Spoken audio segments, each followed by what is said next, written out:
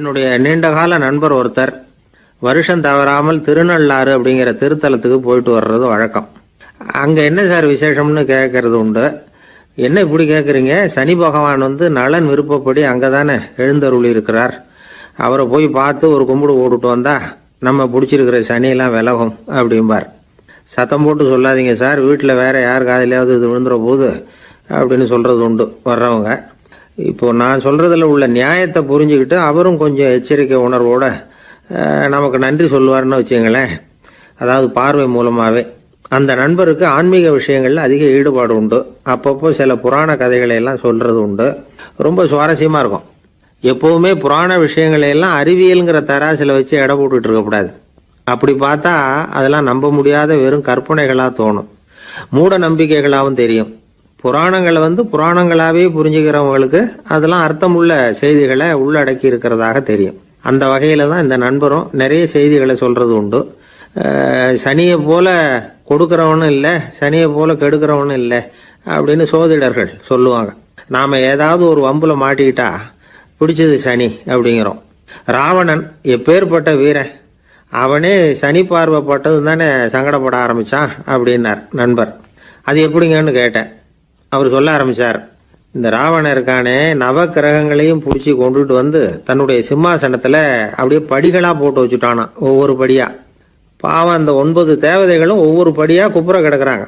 நவக்கிரகம் நம்மளை ஆட்டி படைக்குதுன்னு நாம சொல்லிட்டு இருக்கிறோம். ஆனா அந்த நவக்கிரகங்களை ராவணன் எப்படி வச்சிருந்தான் பாருங்க.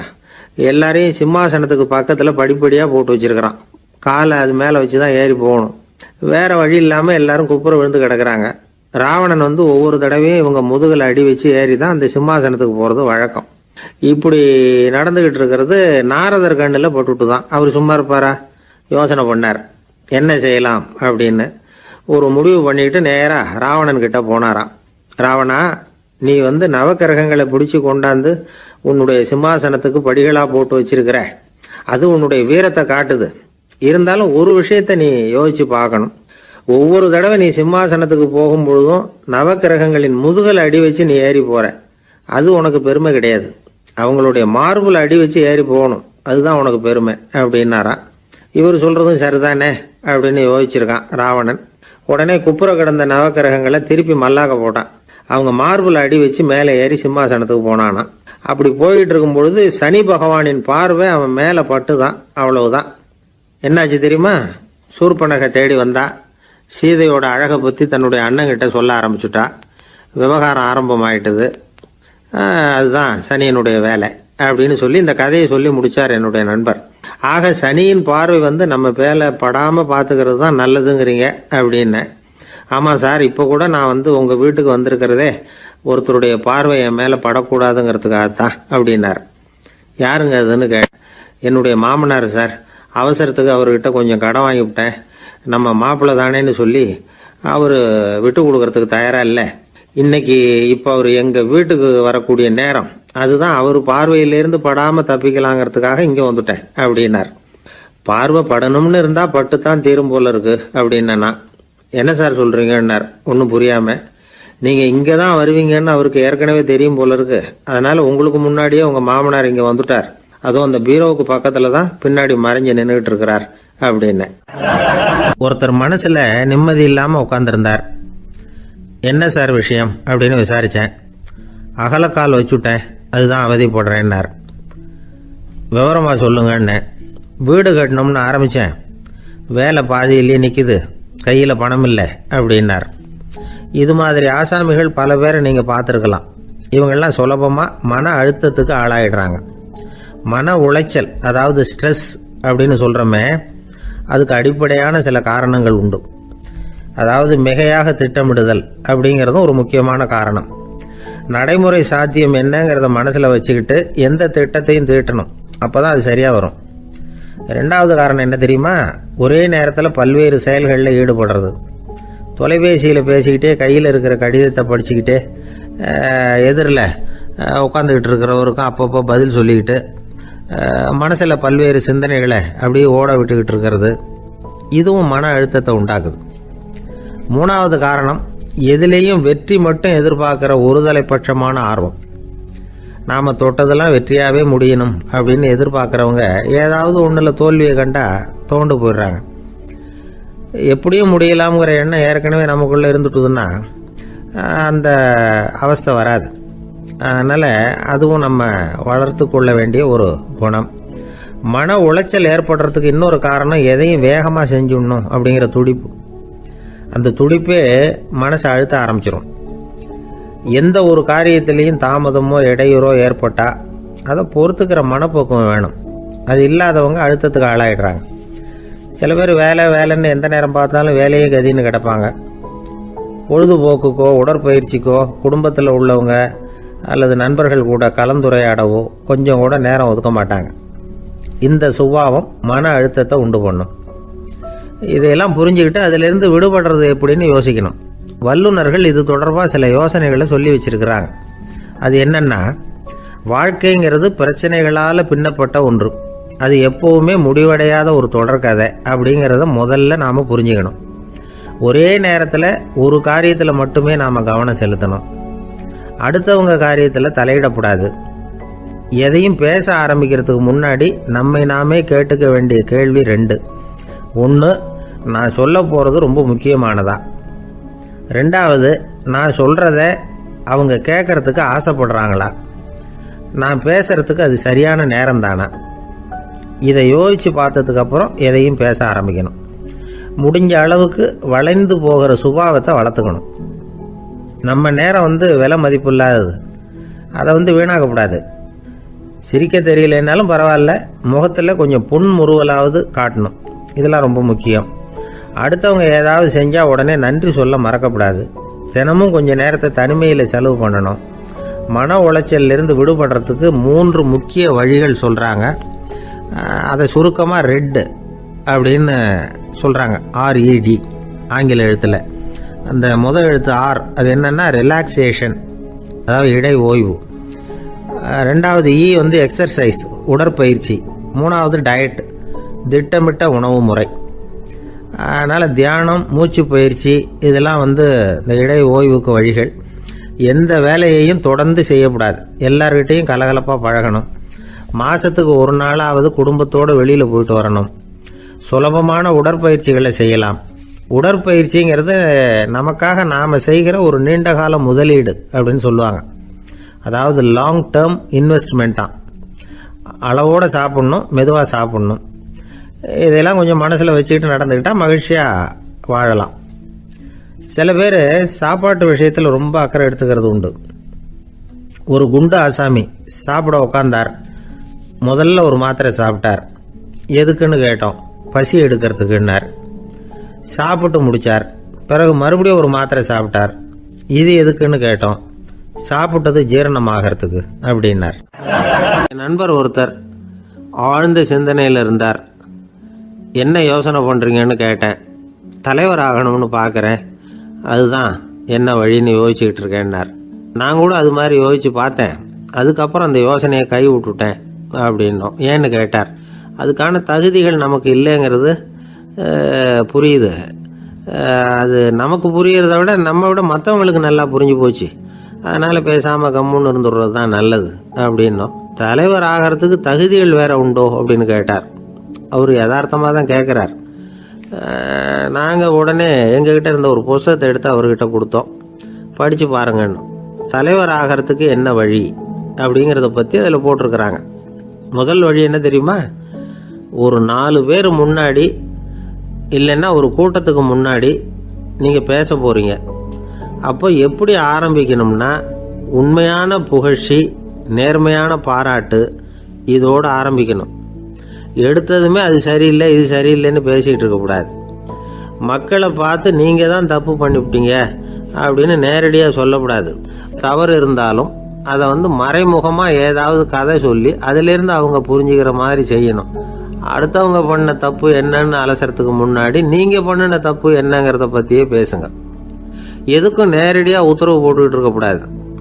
இதை நீங்கள் செய்யணும் அப்படின்னு சொல்கிறதுக்கு பதிலாக நீங்கள் இப்படி செஞ்சால் எப்படி இருக்கும் அப்படின்னு கேள்வி மாதிரி கேட்கணுமா. இப்படி கேட்டால் அது உத்தரவு மாதிரி தெரியாதான். அடுத்தவங்க மரியாதையை காப்பாற்றுறது மாதிரி பேசணுமா. உங்கள் பேச்சு இன்னொருத்தரை அவமானப்படுத்துறது மாதிரி இருக்கக்கூடாதான். ஏன்டா இவங்கிட்ட போய் மாட்டிக்கிட்டோம்னு யாரும் நினச்சிடக்கூடாது. ஒவ்வொரு சின்ன வளர்ச்சியையும் பாராட்டணும். வெற்றி சாதாரணமாக இருந்தாலும் பாராட்டாமல் இருந்துடக்கூடாது. பாராட்டும் பொழுது தாராளமாக இருக்கணும். குறை சொல்லும் பொழுது கவனமாக இருக்கணும். வாய்க்கு வந்தபடி பேசிவிட்டா அதுக்கப்புறம் வகையாக மாட்டிக்கிட்டு முழிக்க வேண்டியிருக்கும். நீங்கள் பேசுறது இன்னொருத்தருக்கு ஒரு கௌரவத்தையும் மரியாதையும் உண்டு பண்ணுறது மாதிரி இருக்கணும். நீங்கள் பேசுறது அடுத்தவங்களுக்கு இருக்கிற கொஞ்ச நெஞ்ச மரியாதையும் எடுத்து விடுறது மாதிரி இருக்கக்கூடாது. உங்கள் பேச்சை கேட்டால் கேட்குறவங்களுக்கு ஒரு ஊக்கம் வரணும், உற்சாகம் வரணும். தவறு எதுவாக இருந்தாலும் அதை சுலபமாக திருத்திக்கலாம், சரி பண்ணிக்கலாங்கிறது மாதிரி இருக்கணும் உங்கள் பேச்சு. அடுத்தவங்களை சந்தோஷப்படுத்துங்க. உங்கள் யோசனையை கேட்டு நடந்துக்கிறதுனால அந்த சந்தோஷம் அவங்களுக்கு கிடைக்கணும். இந்த தகுதியெல்லாம் உங்ககிட்ட இருந்தால் நீங்கள் ஒரு சிறந்த தலைவராகலாம் அப்படின்னு அந்த புஸ்தகத்தில் போட்டிருக்கு. இந்த காலத்தில் தலைவர் ஆகிறதுக்கு வேறு சில தகுதிகள்லாம் கூட தேவைப்படுது. ஒரு புள்ள தன்னுடைய அப்பா கிட்ட, அப்பா உன்ன மாதிரியே நானும் அரசியலில் சேரணும், தலைவர் ஆகணும்னு ஆசைப்படுறேன், இன்னையிலேருந்து எனக்கு அரசியல் பாடம் கற்றுக் கொடு அப்படின்னு கேட்டிருக்கான். அவரும் சரின்னு சொல்லிவிட்டு ஒரு பெரிய ஏணி எடுத்துகிட்டு வந்தாரான். ஒரு செவுத்தில் சாத்தினார். இந்த ஏணியில் ஏறி உயர போய் அங்கே பரன் மேலே இருக்கிற ஒரு புத்தகத்தை எடுத்துகிட்டு வாடான் இருக்கார். மகனை பார்த்து, அப்பா ஏணி ரொம்ப உயரமாக இருக்குது, நீ ஜாக்கிரதையாக இதை பிடிச்சிக்கோ, நான் ஏறி போகிறேன் அப்படின்னு நான் பையன். பயப்படாத, நான் பார்த்துக்கிறேன்னார் அப்பா. பையன் ஏணியில் ஏறினா உச்சிக்கு போனதும் அப்பா கையை எடுத்துட்டார். ஏணி அப்படியே சரிஞ்சுட்டுது. பையன் பொத்துன்னு கீழே விழுந்துட்டான். இடுப்பு பிடிச்சிக்கிட்டே எழுந்திரிச்சான்.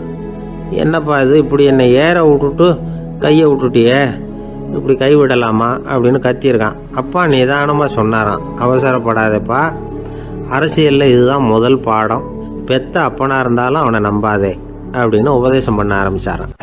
ஒரு காலத்தில் பிரஷ்யா அப்படின்னு ஒரு தேசம் இருந்தது. இப்போ ஜெர்மனி இருக்குல்ல, இதோட பெரும்பகுதி ஒரு காலத்தில் பிரஷ்யாங்கிற பேரில் இருந்தது. அப்போ அதுக்கு அரசராக இருந்தவர் மகா ஃப்ரெடரிக், அதாவது ஃப்ரெடரிக் தி கிரேட் அப்படின்னு சொல்லுவாங்க. அந்த ராஜாவுக்கு ஒரு சந்தேகம், நாம் பல வகையான வரிகளை விதித்து வசூல் பண்ணுறோம், அப்படி பண்ணி வருமானம் குறைஞ்சிக்கிட்டே போகுதே, இதுக்கு என்ன காரணமாக இருக்கும்? இதுதான் அவருக்கு ஏற்பட்ட சந்தேகம். ஒரு சமயம் அந்த அரசர் தம்முடைய அமைச்சர்களையும் பிரபுக்களையும் தளபதிகளையும் கூப்பிட்டு ஒரு விருந்து வச்சார். விருந்து முடிஞ்சதும் அவங்கள பார்த்து இந்த சந்தேகத்தை கேட்டார். வரிகள் அதிகமாக விதித்து வருமானம் குறையறதுக்கு என்ன காரணம் அப்படின்னு கேட்டார். பல பேருக்கு இதுக்கு சரியாக பதில் சொல்ல தெரியல. அனுபவசாலியான ஒரு தளபதி எழுந்திரிச்சார். அரசே, அது எப்படிங்கிறத இப்போ உங்களுக்கு காட்டுறேன்னார். உடனே ஒரு பெரிய பனிக்கட்டி ஒன்றை தன்னுடைய கையில் எடுத்தார். அதை அப்படியும் எப்படியும் திருப்பி பார்த்தார். அப்புறம் அடுத்தவர்கிட்ட கொடுத்தார். அவரும் அதை அப்படியும் எப்படியும் திருப்பி பார்த்துட்டு அடுத்தபடியாக இருந்தவர்கிட்ட கொடுத்தார். இப்படியே இதை ஒவ்வொருத்தராக பார்த்துட்டு ஒவ்வொரு கையாக மாறி கடைசியில் மன்னர் கைக்கு போய் சேர்ந்தது. மன்னர் கைக்கு அந்த பனிக்கட்டி போய் சேர்ந்தப்போ அது கொஞ்சம் கொஞ்சமாக உருகி ஒரு பட்டாணி கடலை சைஸுக்கு ஆயிட்டுது. மன்னர் யோசனை பண்ணார், வரி அதிகமாக போட்டாலும் வந்து சேர்றது குறைவாக இருக்கிறதுக்கு என்ன காரணம் அப்படிங்கிறது அவருக்கு புரிஞ்சு போச்சு. காலம்தான் மாறிட்டு இருக்கே தவிர இந்த கையூட்டு வாங்குற பழக்கம் மாறினதாக தெரியல. இன்னொரு ராஜா இருந்தார். அவர் தன்னுடைய ராஜாங்கத்தில் லஞ்ச ஊழலே சுத்தமாக இருக்கக்கூடாது அப்படின்னு நினச்சார். அவர்கிட்ட பல்வேறு துறைகளுக்கும் பொறுப்பாக இருந்த பல பேரும் ரொம்ப சுத்தமாகவும் நேர்மையாகவும் இருந்தாங்க. ஒரே ஒருத்தர் மட்டும் எல்லார்கிட்டையும் லஞ்சம் வாங்கிட்டே இருந்தார். அவரை வேறு வேறு துறைகளுக்கு மாற்றி பார்த்தாரு. அந்த ராஜா என்னென்னமோ பண்ணி பார்க்குறாரு. எந்த வேலையை கொடுத்தாலும் அதுலேயும் லஞ்சம் வாங்கிறதுக்கு ஒரு வழியை உண்டு பண்ணிக்குவார் அந்த ஆள். ராஜாவுக்கு இது ஒரு பெரிய தலைவலியாக போட்டுது. இவர் என்ன பண்ணுறது, இவருக்கு என்ன வேலையை கொடுக்கறது, கொஞ்சம் கூட லஞ்சம் வாங்கிறதுக்கு சான்ஸே இல்லாத ஒரு வேலையை கொடுக்கணும் அப்படின்னு திட்டம் போட்டார். ஒரு நாள் அவருக்கு அந்த உத்தரவும் போட்டுட்டார். அதாவது அவருக்கு என்ன வேலைன்னா, கடற்கரையில் தான் அவருக்கு ஆஃபீஸ், அங்கேயே இருந்துக்க வேண்டியது. தினமும் எத்தனை கடல் அலை கரையில் வந்து மோதுது அப்படிங்கிறத கணக்கெடுத்து ராஜாவுக்கு தெரிவிக்க வேண்டியது. இதுதான் அவருக்கு வேலை. பேசாமல் அலையை எண்ணிட்டு உட்காந்துருக்கிட்டோம், அப்போவாவது அவர் லஞ்சம் வாங்குகிற சந்தர்ப்பம் இல்லாமல் போயிடும் அவருக்கு அப்படின்னு நினச்சார் ராஜா. இந்த ஆள் கடற்கரைக்கு போய் டியூட்டியில் ஜாயின் பண்ணிட்டார். ஒரே மாதத்தில் அங்கே சொந்தமாக ஒரு பிரம்மாண்டமான மாளிகை கட்டிவிட்டார். ராஜாவுக்கு இது பெரிய ஆச்சரியமாக போச்சு. அலையை என்ற வேலையில் அந்த ஆள் எப்படி பணம் சம்பாதிச்சார் அப்படின்னு விசாரித்து பார்த்தார் அக்கம் பக்கத்தில். அந்த ஆள் என்ன பண்ணியிருக்கிறாருன்னா, கடற்கரையில் போய் பொறுப்பு ஏற்றுக்கிட்ட உடனே அங்கே இருந்த மீனவர்கள்கிட்ட எல்லாம் இந்த கரையில் வந்து ஒரு நாளில் வந்து மோதுகிற அலைகள் எத்தனை அப்படின்னு கேட்டிருக்காரு. அது எப்படிங்க தெரியும்னு இருக்காங்க அவங்க. தினமும் அந்த எண்ணிக்கை தெரியணும். நம்ம ராஜாவுக்கு தினமும் அறிக்கை அனுப்பணும், டெய்லி ரிப்போர்ட்டு. தவறுனா நீங்க இந்த கடல்ல போய் மீன் பிடிக்கிறதுக்கு ராஜாவோட அனுமதி கிடைக்காது அப்படின்னு இருக்காரு. உடனே மீனவர்களும் பயந்து போட்டாங்க. கடலுக்கு போறதுக்கு அனுமதி இல்லைன்னா பட்டினி கிடக்கிறது மாதிரி ஆயிடுமே. மெதுவா அந்த ஆளுகிட்ட போனாங்க. காதோட காதா சொன்னாங்க, ஐயா, எங்களால கடல் அலைய எண்ண முடியாது. தினமும் எங்களால முடிஞ்சதை உங்களுக்கு பணமா கொடுத்துட்றோம். நீங்க தான் ராஜா கிட்ட சிபாரிசு பண்ணி நாங்க தொடர்ந்து மீன் பிடிக்கிறதுக்கு அனுமதி வாங்கி கொடுக்கணும் அப்படின்னு வேண்டிக்கிட்டாங்க. பணம் தினமும் சேர ஆரம்பிச்சுட்டுது. பதவியில மற்ற பதவியோட இந்த பதவி எவ்வளவோ மேல் அப்படின்னு நினைச்சுட்டான் அந்த ஆள். அது மட்டும் இல்ல, தயவு பண்ணி என்ன இந்த இடத்த விட்டு மாத்தி விடாதீங்க சார் அப்படின்னு வேற கேட்க ஆரம்பிச்சுட்டானா. 21ஆம் வருஷம் செப்டம்பர் மாசம் 22ஆம் தேதி மதுரை மேலமாசி வீதியில உள்ள ஒரு வீடு. அங்க அன்னைக்கு நடந்த ஒரு அற்புத நிகழ்ச்சி பின்னாடி உலக மக்களை எல்லாம் ஆச்சரியப்பட வச்சுது. இந்திய வரலாற்றிலேயே அது ஒரு முக்கியமான நிகழ்ச்சி. உலக மக்கள் கவனமெல்லாம் காந்திஜியின் பக்கம் திரும்புறதுக்கு காரணமா இருந்த நிகழ்ச்சி அது. கதர் துணி பிரச்சாரத்துக்காக காந்திஜி மதுரைக்கு வந்திருந்தார். சென்னை துணி வணிகர் சங்கத்தின் துணைத் தலைவர் ஒருத்தர் இருந்தார், ராம்ஜி கல்யாண் சேட்ஜி. அவருடைய வீடு மதுரை மேலமாசி வீதியில் இருந்தது. அந்த வீட்டில் தான் காந்திஜி தங்கியிருந்தார். அப்போது வயலுக்கு போகிற உழவர்கள்லாம் சின்ன சின்ன துண்டை இடுப்பில் கட்டிக்கிட்டு கலப்பையை தூக்கிக்கிட்டு தெருவில் நடந்து போகிறத கவனித்தார். ஏற்கனவே சேலத்துக்கு தெற்க பல பகுதிகளில் ஆண்களும் பெண்களும் அறகுறை ஆடைகளோட உழைச்சிக்கிட்டு இருக்கிறத கண்ணால் கண்டிருக்கிறார் அவர். இந்தியரின் சராசரி உடை இவ்வளவு தான் அப்படிங்கிறத புரிஞ்சுக்கிட்டார். மனசை என்னவோ பண்ணியிருக்குது. ராத்திரி பூரா அதை பற்றியே யோசனை.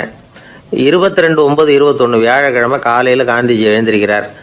அவர் கூட தங்கியிருந்தவங்களையெல்லாம் பார்த்து சொன்னார், இன்னையிலிருந்து அறையில் முழு அகலத்துண்டு தான் கட்டுவேன். குளிர் அதிகமாக உள்ள காலங்களில் மட்டும் போர்வை ஒன்றும் உபயோகப்படுத்துவேன். மற்றபடி மேலங்கியோ குல்லாவோ எதுவும் போட்டுக்க மாட்டேன். தற்காலிகமாக இந்த ஏற்பாட்டை 1 மாதத்துக்கு ஏற்றுக்குவேன்.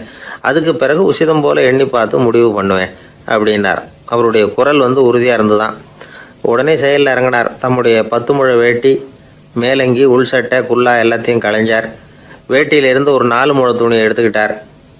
இதுக்கு உதவி செஞ்சவர் அன்னைக்கு விருதுநகரில் பிரபல தொண்டராக இருந்த பழனிக்குமார பிள்ளை.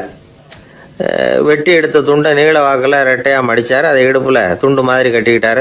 தலையில் சின்ன உச்சி குடுமி, அறையில் சின்ன துண்டு. அண்ணல் காந்தி ஆண்டி கோலத்தில் காட்சி அளிக்கிறார். கூட இருந்தவங்கள பார்த்து காரைக்குடிக்கு புறப்படலாமே அப்படின்னார். அவர் நண்பர்களும் சீடர்களும் திகைச்சு போய் நிற்கிறாங்க. இந்த விரதம் நிரந்தரமாக ஆயிடுமோங்கிற பயம் அவங்களுக்கு. எப்படியோ இந்த விவரம் ராஜாஜிக்கும் அன்னைக்கு பிரபலமாக விளங்கின தேசபக்தர் டாக்டர் TSS ராஜனுக்கும் எட்டுச்சு. உடனே 2 பேரும் ஓடி வந்தாங்க. வேண்டாமே இந்த கோலம் அப்படின்னாங்க. காந்திஜி தன்னுடைய முடிவில் உறுதியாக இருந்தார். ராஜாஜி என்னென்னமோ வாதமெல்லாம் பண்ணி பார்த்தார்.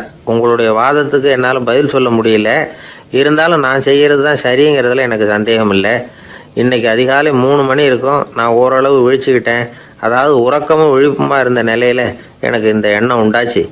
இது என்னுடைய அந்தராத்மாவின் ஆணை, அதை என்னால் மீற முடியாது அப்படின்னு சொல்லிவிட்டாராம் காந்திஜி. கதர் பிரச்சாரத்துக்காக காரைக்குடிக்கு கிளம்பினார். வாசல்ல 4 மோட்டார் வண்டிகள் காத்துக்கிட்டு இருந்தது. வீதியில 2 பக்கமும் ஜனங்கள். காந்திஜி இடுப்பு துணியோட மோட்டார் வண்டியில ஏறினார்.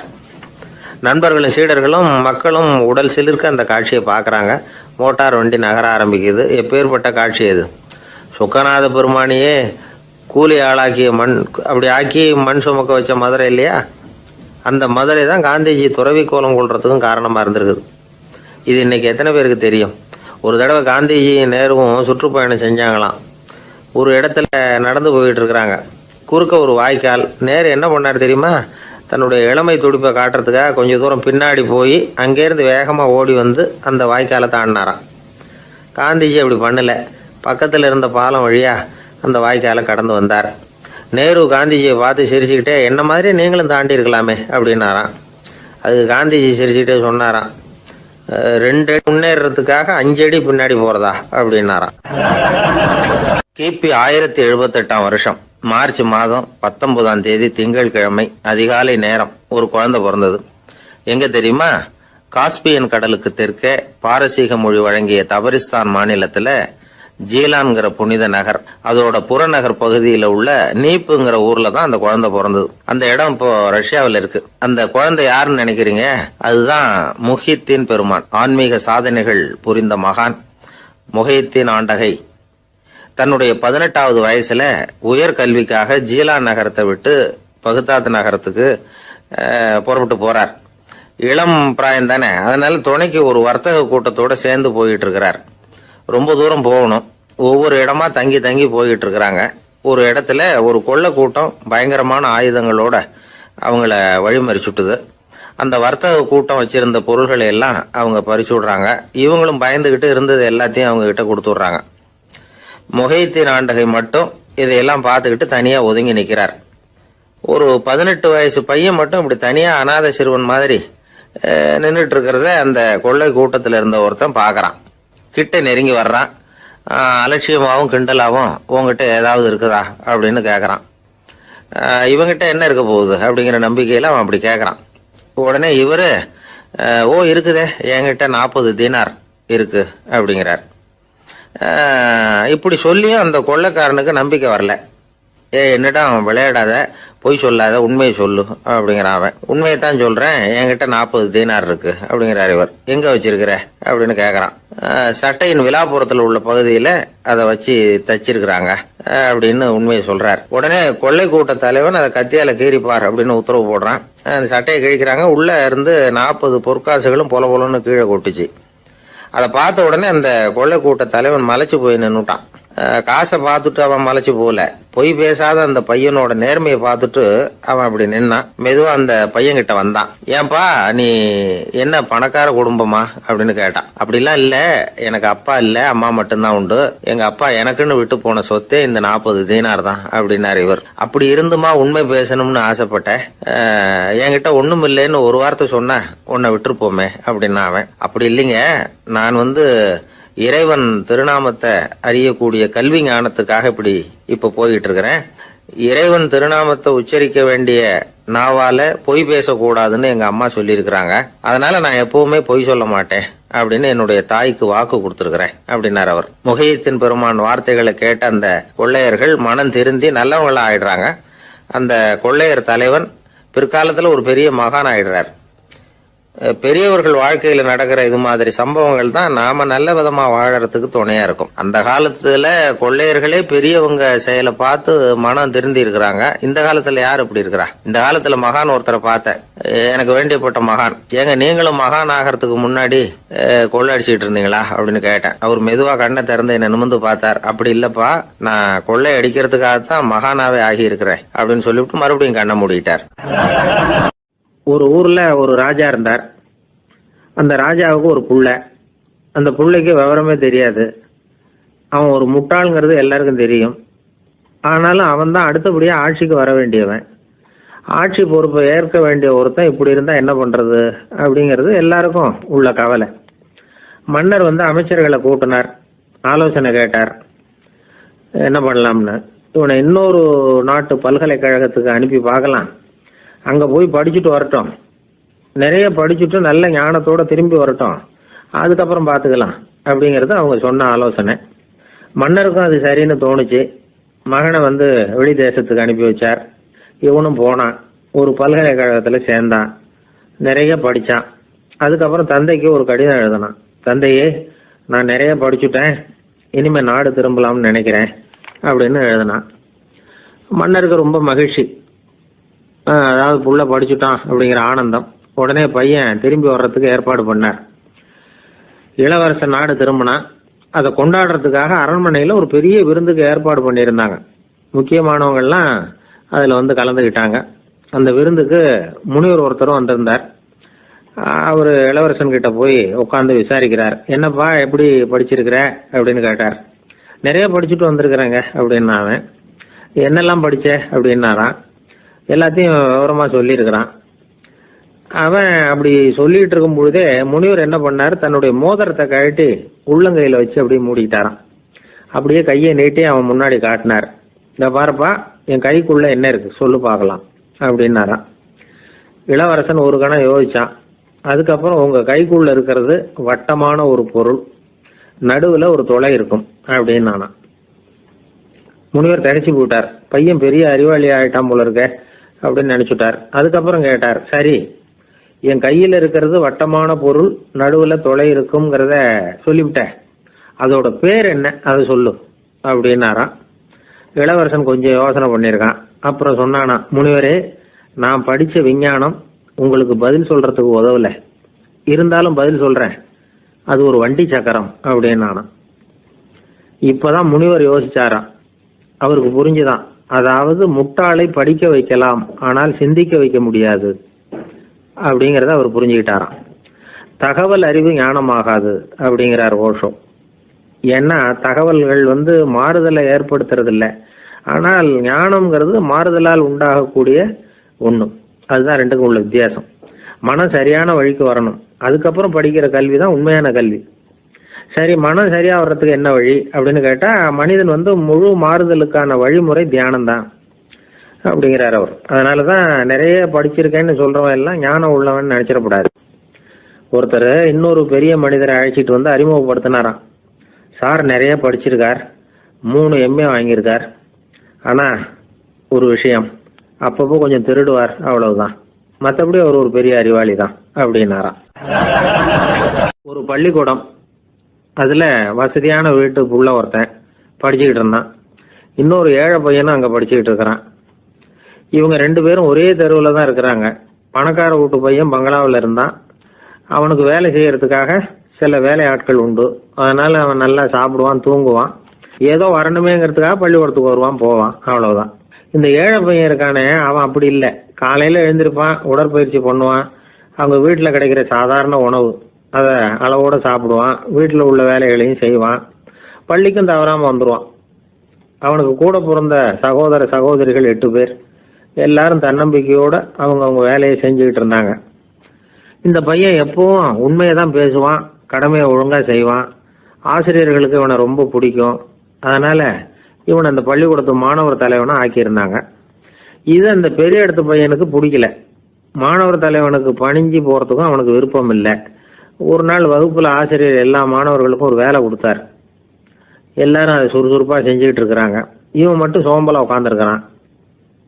ஆசிரியர் அந்த பக்கமா வந்தார், இதை பார்த்துட்டார். உடனே மாணவர் தலைவனா இருக்கிற அந்த ஏழை பையனை கூப்பிட்டார். இதை பாருப்பா, ஏன் அந்த பையன் இப்படி சும்மா உட்காந்துருக்கிறான், என்னன்னு விசாரிச்சு சொல்லு அப்படின்னு சொல்லிவிட்டு உள்ள போயிட்டார். இவன் மெதுவா போய் அவன்கிட்ட விசாரிச்சான், ஏன் இப்படி சோர்ந்து போய் உட்காந்துருக்கிற அப்படின்னு. அவன் ரொம்ப அலட்சியமா அவனை திரும்பி பார்க்கறான். என்னோட சிரமம் உனக்கு என்ன தெரியும், வீட்டில் என்னுடைய சௌகரியங்களை கவனிக்கிற வேலையாட்கள் 2 பேரும் இன்னைக்கு வேலைக்கு வரல, அதனால என்னோட வேலையெல்லாம் நானே கவனிக்கிற மாதிரி ஆயிட்டுது, அதனால சோர்ந்து போயிட்டேன் அப்படின்னு நான். அப்புறம் கேட்டிருக்கான், அது சரி, உன்னுடைய வீட்டில் உன்னுடைய வேலைக்காரங்க வராத போது நீ எப்படி சமாளிக்கிற அப்படின்னு கிண்டலா கேட்டிருக்கான். அதாவது இவன் ஏழைங்கிறதையும் இவன் வீட்டில் வேலை செய்யறதுக்கு யாரும் இல்லைங்கிறதையும் இப்படி சொல்லி கிண்டல் பண்றான். இந்த ஏழை பையனுக்கு இது புரிஞ்சுது, மனசு வேதனை போட்டுது. இருந்தாலும் வெளியில காட்டியாம சிரிச்சுக்கிட்டே சொன்னானா, எனக்கு அந்த கவலையே கிடையாது, என்னுடைய உதவிக்கு நான் நினைச்ச உடனே என்னுடைய காரியத்தை செய்யறதுக்கு 8 பேர் எப்பவும் தயாரா இருப்பாங்க அப்படின்னு நானு. இவன் இப்படி சொன்னதும் அவனுக்கு ஒரு மாதிரி ஆயிட்டுதான், தலையை குனிஞ்சுக்கிட்டே போயிட்டான். உள்ளே உட்காந்துருந்த ஆசிரியர் காதுல இது விழுந்தது. உடனே இந்த ஏழை பையனை உள்ள கூப்பிட்டு போனாரு, கேட்டாரு, என்னப்பா இப்படி சொல்ற, இவன் பொய் சொல்ல மாட்டாங்கிறது அவருக்கு தெரியும், அவனை சமாளிக்கிறதுக்காக இப்படி ஒரு பொய்யை சொல்லியிருப்பாங்கிறதையும் அவரால் ஏற்றுக்க முடியல. ஏன்பா நீ நினைக்கிற காரியத்தை செய்ய 8 பேர் தயாரா இருக்கிறதா சொன்னிய, உன்னுடைய சகோதர சகோதரிகளை குறிப்பிட்டு அப்படி சொன்னியா அப்படின்னு கேட்டார். இல்லைங்க ஐயா, நான் அவங்கள குறிப்பிட்டு அப்படி சொல்லலைன்னா. அப்படின்னா பொய் சொன்னியா, இந்த சின்ன விஷயத்துக்கு அப்படி பொய் சொல்லலாமான்னார். ஐயா நான் பொய்யும் சொல்லலைன்னா. இவன் அப்படின்னா நீ சொன்னதுக்கு என்ன அர்த்தம்னார். இப்போ அந்த பையன் சொல்றான், ஐயா நான் நினைக்கிறத செய்து முடிக்க என் கூட இருக்கிற அந்த 8 பேர் யாருன்னா, 2 காலு 2 கை, வாய், மூக்கு, கண்ணு, காது, ஆக மொத்தம் 8. இவங்க தான் இந்த வேலை ஆட்கள். நான் சொல்றதை செய்யறதுக்கு, நான் சொல்றதை கேட்கறதுக்கும் செய்யறதுக்கும் அவங்க எப்பவும் தயாரா இருக்காங்க. அந்த அளவுக்கு என்னுடைய பயிற்சிகள் பழக்க வழக்கங்கள் மூலமா அவங்கள நல்ல நிலைமையில வச்சிருக்கிறேன் அப்படின்னா. இந்த கதையை சுவாமி சின்மயானந்தர் சொல்றது வழக்கம். இயற்கை நமக்கு கொடுத்திருக்கிற வேலையாட்கள் இந்த 8, இவங்களை நல்ல முறையில வச்சிருந்து வேலை வாங்க வேண்டியது நம்முடைய கடமை. அந்த கடமையை ஒழுங்கா செஞ்சுக்கிட்டு வந்தா வாழ்க்கையில வெற்றி நிச்சயம், இல்லைன்னா குழப்பம்தான். புத்தி சரியா இல்லைன்னா இந்த வேலையாட்கள் நாம சொல்றதை கேட்க மாட்டாங்க. ஒருத்தன் குடி போதையில தள்ளாடி தள்ளாடி போய் ஒரு மரத்துல முட்டிக்கிட்டானான். தலையில கட்டு போட்டுக்கிட்டு மறுநாள் வந்திருக்கான். ஏன்டா இப்படி பண்றேன்னு கேட்டிருக்காங்க. நான் ஒதுங்கி போன